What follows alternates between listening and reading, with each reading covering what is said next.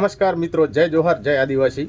વિડીયોની અંદર મિત્રો ખાસ આવ્યા હોય ને તો વિડીયો પૂરેપૂરો સાંભળજો, પૂરેપૂરો જોજો. કારણ કે તમને આજે ખબર પડશે કે જે તમામ અંબાજીથી લઈ ઉમરગામ સુધીના જેટલા પણ આદિવાસી ભાઈઓ ચૈતરભાઈ વસાવાનું સમર્થન કરી રહ્યા છે, જે પણ સમાજના લોકો સમર્થન કરી રહ્યા છે, જે પણ સમાજના, જે પણ વિસ્તારના, જે પણ કોઈ પણ સ્થળના નેતાઓ કાર્યકર્તાઓ સમર્થન કરી રહ્યા છે, અને એ લોકોને જે શંકા હતી મોટા પ્રમાણની અંદર હરેક આદિવાસી અને દરેક સમર્થકોના દિલો દિમાગની અંદર જે શંકા હતી ને મિત્રો, એ આજે ક્યાંક ને ક્યાંક સાચી સાબિત થઈ રહી છે. કારણ કે બધા લોકોને એવું જ હતું આખા ગુજરાતભરની અંદર કે ચૈતરભાઈ વસાવાને જે 7 વર્ષની સજા ફટકારવામાં આવી છે અચાનક રીતે એક નાનકડી બાબતની અંદર. અને આવું તો પહેલી વાર નથી, 2 થી 3 વાર એવા કેસોની અંદર ચૈતરભાઈને સજા થઈ છે કે જેનો કોઈ કહી જ ના શકાય મિત્રો કે આટલી નાની વાતમાં આવી સજા થઈ શકે. આની પહેલાં પણ ચૈતરભાઈ વસાવા લગભગ 80 દિવસ જેલવાસ ભોગવીને આવ્યા હતા એક નાનકડી વાતની અંદર કે કાચનો ગ્લાસ છૂટો માર્યો, વાગ્યો પણ નહીં. ખરેખર તમે અને હું જાણ્યા કે આટલી નાનકડી વાતમાં પણ 3 વર્ષની સજા. એટલે કે ચૈતરભાઈ વસાવા ઉપર ભારતીય જનતા પાર્ટી જે રીતે બેખોફ છે, એમનાથી બેખોફ એટલે કહેવાનો મતલબ એટલે કે એટલી હદે ડરી ગઈ છે, એમનાથી નારાજ, ચૈતરભાઈ વસાવાથી નારાજ જેટલી હદે ભારતીય જનતા પાર્ટી છે. ગુજરાતની અંદર એવો કોઈ નેતા ન હોય કે જેના કારણે ભારતીય જનતા પાર્ટી આટલી નારાજ હોય. ચૈતરભાઈ વસાવાના કારણે હર્ષ સંઘવી સાથે સાથે દિલ્હી લેવલના અમિત શાહ, નરેન્દ્ર મોદી, ગુજરાતના મુખ્યમંત્રી ભૂપેન્દ્રભાઈ પટેલ હોય કે કોઈ પણ ભારતીય જનતા પાર્ટીનો નેતા હોય ગુજરાત લેવલે અત્યારે, તો એ ચૈતરભાઈ વસાવાથી એટલી પેટમાં એમના તેલ રેડાય છે, એટલી ટીકા ટિપ્પણીઓ કરે, અને એક સીધા મોયડાની જેમ જેવી રીતે મોરલો વરસાદની રાહ જોતો હોય એવી રીતે જૂની કહેવત છે કે મોરલાની જેમ સીધું જોઈને બેસી રહ્યા કે આ વ્યક્તિનો ક્યાંક ને ક્યાંક નાનકડી એવી ભૂલ આપણને ક્યારે દેખાય તો આ વ્યક્તિને આપણે દબાવી દઈએ, એને જેલની પાછળ ધકેલી દઈએ ને ખોટા કેસ કરાવીને. અને જે શંકા આજ સુધી હતી જેટલા લોકોના જે સમર્થન કરી રહ્યા છે ચૈતરભાઈ વસાવાના, એને એ બધા લોકોને એક જ શંકા હતી કે ચૈતરભાઈ વસાવાને જેલની પાછળ ધકેલનાર વ્યક્તિઓ ભારતીય જનતા પાર્ટીના નેતાઓ જ હતા.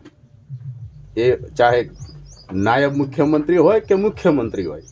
આ લોકોને એવો ડર ઘૂસી ગયો હતો કે આદિવાસી સમાજની જે વોટ બેંક એ હવે ચૈતરભાઈ વસાવાના કારણે ભારતીય જનતા પાર્ટીમાં મળી શકે એમ નથી. 80% વોટ આદિવાસી વિસ્તારનું આજે ભારતીય જનતા પાર્ટી વિરુદ્ધ થઈ ગયું. શા માટે? કે વારંવાર જે આદિવાસી સમાજનો મસીહા ચૈતરભાઈ વસાવા છે એમને વારંવાર ટોર્ચર કરવામાં આવે, વારંવાર એમના ઉપર ખોટા કેસો કરવામાં આવે. જે સાચો નેતા ઘણા વર્ષો પછી, હું તો કહી શકું કે બિરસા મુંડા બાદ જો કોઈ આદિવાસી સમાજના હિત માટે એમના જલ, જમીન, જંગલને જોરું જે એમના અધિકારો છે, એમને જે મળવાપાત્ર સહાયો છે એના વિશે કોઈ બોલવાવાળો વ્યક્તિ, એમનો બચાવ કરવાવાળો વ્યક્તિ, આદિવાસી સમાજને ઉજાગર કરવાવાળો વ્યક્તિ કોઈ બિરસા મુંડા બાદ કોઈ વ્યક્તિ આવ્યો હોય તો એ ચૈતરભાઈ વસાવા જ છે. આના પહેલાં ઘણા બધા આદિવાસી સમાજના નેતાઓ રાજકારણમાં છે, રાજકારણ ભોગવી ચૂક્યા છે, પરંતુ આટલી હદે ચૈતરભાઈ વસાવાનું જેટલું સમર્થન મળ્યું છે એટલું આજ સુધી એક પણ નેતાને સમર્થન મળ્યું નથી. એનું મુખ્ય કારણ એ છે કે આજ સુધી એ નેતાઓએ પોતાના ગજવાજ ભર્યા છે, આદિવાસી સમાજની વોટ બેંકને વેચી નાખી છે, આદિવાસી સમાજના અધિકારોને વેચી નાખ્યા, આદિવાસી સમાજને શિક્ષણથી અવધૂત રાખ્યા, આદિવાસી સમાજને આરોગ્યથી અવધૂત રાખ્યા.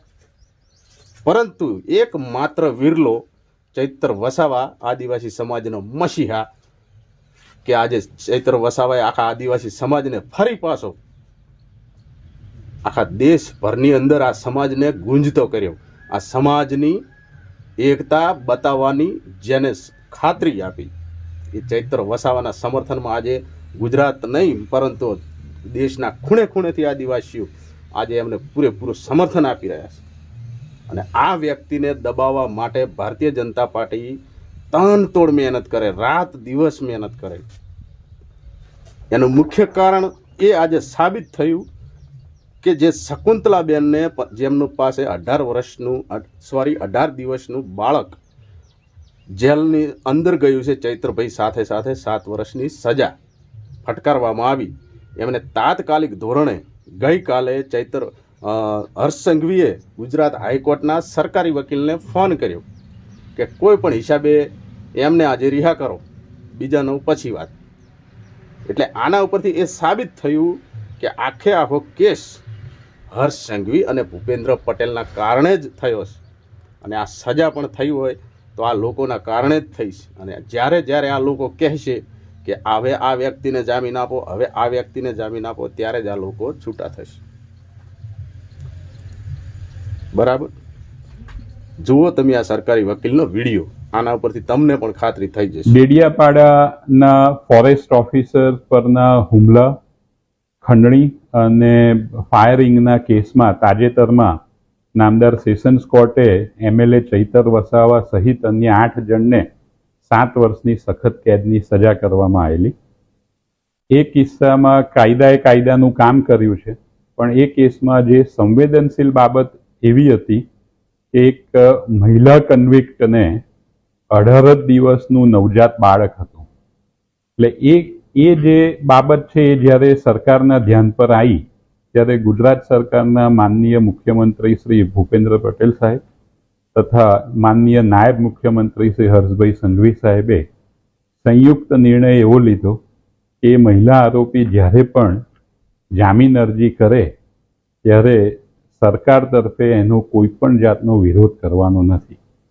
જેથી એ સૂચનાને અનુસરીને ગુજરાત સરકારના પ્રોસિક્યુટર તરીકે આજે જ્યારે નામદાર ગુજરાત હાઈકોર્ટમાં એ જામીન અરજીની સુનાવણી આવી ત્યારે એ મહિલા કન્વિક્ટ આરોપીની જામીન અરજીમાં કોઈ પણ જાતનો વિરોધ કર્યા વગર સામેથી જ મને મળેલી સૂચના અનુસાર કોર્ટને એવી રજૂઆત કરવામાં આવી કે આ લેડી કન્વિક્ટને વિધાઉટ એન્ટરિંગ ઇન્ટુ મેરિટ્સ એને બેલ પર છોડવામાં આવે તો સરકાર તરફે કોઈ વાંધો નથી. અને એ રજૂઆતને ગ્રાહ્ય રાખી અને આજે નામદાર ગુજરાત હાઈકોર્ટે એ લેડી કન્વિક્ટને આજે બેલ જામીન અરજી મંજૂર કરી છે, જેથી કરીને એના 18 દિવસના નવજાત બાળકનું એ ધ્યાન રાખે. વિડીયોની અંદર જોયું મિત્રો, જે પ્રમાણે સરકારી વકીલ, જે હાઈકોર્ટ લેવલના વકીલ છે, ગુજરાત હાઈકોર્ટના સરકારી વકીલ દ્વારા જે આપણને જણાવવામાં આવ્યું કે હર્ષ સંઘવી અને ભૂપેન્દ્રભાઈના કહેવા પ્રમાણે જ આ શકુંતલાબેનને જામીન મળ્યા છે. તો આના ઉપરથી એ સમજી જવાય કે સજા અપાવનાર પણ આ વ્યક્તિઓ અને કોને છૂટા કરવા કોને ના છૂટા કરવા એ તમામ આખે આ કેસની કમાન ડોર કહી શકાય તો આ લોકોના હાથમાં જ છે. કારણ કે સજા પણ આ લોકોએ જ કરાવી છે. એમને પોસાતું ન હતું કે કોઈ આદિવાસી સમાજને આગળ લાવવાની કોશિશ કરે. બરાબર, એટલે તમે વિચાર કરો કે આ સરકાર કેટલી હદે નીચી ગીરી ગઈ છે. પરંતુ આ લોકોને ખબર નથી કે આવનારી ચૂંટણીઓની અંદર આદિવાસી સમાજનું એક પણ વોટ આ સરકારમાં જવાનું નથી. એ ચોખ્ખું દેખાઈ રહ્યું છે. બરાબર, મળીએ નવા વિડીયોની અંદર નવી અપડેટ સાથે. બને એટલો મિત્રો વિડીયો શેર કરો જેથી કરીને લોકો જાગૃત થાય, સજાગ રહે, સતર્ક રહે. જય હિન્દ, જય ગરવી ગુજરાત, જય જોહર.